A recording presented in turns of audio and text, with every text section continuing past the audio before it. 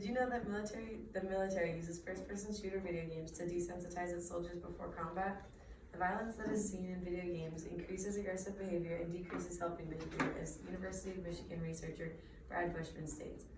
Violent video games have become such a common thing with young kids today that the effect that it has on the youth isn't considered threatening to their health anymore. Violent video games have psychological, social, and physical effects on young children because their brains are still developing.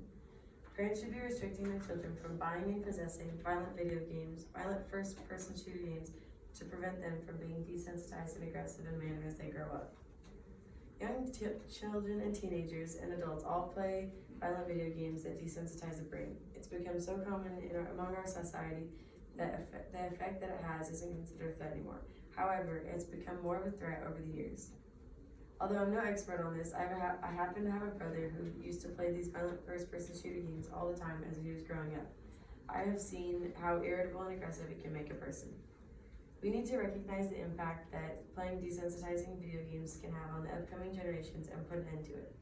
Today I'll cover the social, physical, and psychological effects that aggressive video games can have on young children and how you can combat these results. Everyone jokes around and says that video games rot your brains. Although they might not literally rot your brain, they mentally, physically, and socially debilitate you. From the physical aspect of things, violent video games can reflect on a child or a teenager's behavior by making them aggressive. As you can see on this chart, as the violent crime rate has increased, so has video game sales rates increased too. And that's just shows a correlation that as video games are sold, more violent crimes are committed. From the physical aspect of things, violent video games can reflect in a child's or teenager's behavior by making them aggressive. This happens because when the human brain is developing, it naturally wants to adopt the characteristics of the individuals that it observes. As the maturing brain observes fighting, it wants to replicate the behavior and it thinks that the actions are okay when they aren't. Violent video games also can affect one's sleep. This causes a domino effect that can cause stress and irritability. When children play violent video games a lot, they become antisocial and eventually lose real-life friends and become distant in their family relationships. In some cases, children and teens turn to video games to cope and escape from real-life problems and stress. However, this attempt at the solution only worsens the stress. So these are two different brain scans of children. This one is a child who plays non-violent video games, and this is a young child who plays violent video games. And in this one, the frontal lobe is affected, and the frontal lobe is the part of your brain that stops your body from violent actions. And the amygdala prepares the body for fight or flight reactions in high stress situations. So as you play violent video games, you lose the sense of your frontal lobe, which, like I said, prevents you from performing aggressive acts.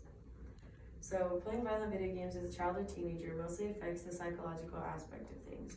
Researcher Brad Bushman from the University of Michigan states that depression and anxiety rates among young people in America have increased steadily for the past 50 to 70 years. There's no coincidence that video game playing has increased nearly the same amount in the same time frame. Aside from having anxiety and depression, violent video games can also cause your child to become stressed, lonely, and less motivated in school. It's also common for your child to be prone to maladaptive coping, decreased academic achievement, low self-esteem, and low self-efficacy. The biggest effect that playing violent video games has on the brain is desensitizing, and that's irreversible. You can avoid all these challenges and hardships by applying one simple solution: stop playing video games.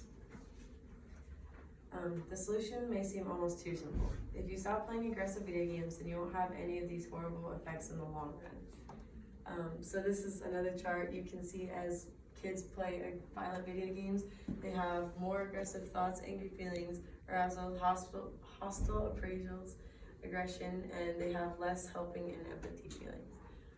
So some people may say that they can stop anytime they like. They just enjoy playing video games, but this is a huge misconception. The reason why you don't stop is because you're addicted. This fix can be hard to do if you have gotten too mentally attached to the game. You just need to step back from violent video games and spend time with friends and family. For adults with children, the best way to prevent social, physical, and psychological effects that were mentioned earlier is to just not buy the video games in the first place. Your kids can't get addicted and affected if they haven't experienced it in the first place. Some might even say that if you don't buy games like this or keep them away from your kids, they can still find a way at friends' houses or online to play the games. You can avoid this by monitoring the sites that your child goes on and tell other parents that what games are okay and what are not okay for your child to play. There are tons of obvious benefits when you apply this simple solution to either prevent or put an end to violent video games. By not allowing your child to play violent video games, you can provide your child with a happier and healthier mind and lifestyle. And they can be more social and closer with their family. They can be friendlier and not excessively stressed out. There can only be good outcomes when you don't allow your child to play violent video games. In conclusion, video games that desensitize and depress young kids shouldn't be available to them. Young kids whose brains are still developing shouldn't be allowed to play brutal and violent video games that affect them in the long run. Violent video games can have a major impact on psychological, social, and physical aspects of your brain. Because of the effects that they have on children and because of the physical aspects that they have on children, parents shouldn't allow their kids to play aggressive video games. Keep your child safe by restricting the use of violent video games in your home. And these are my citations. So.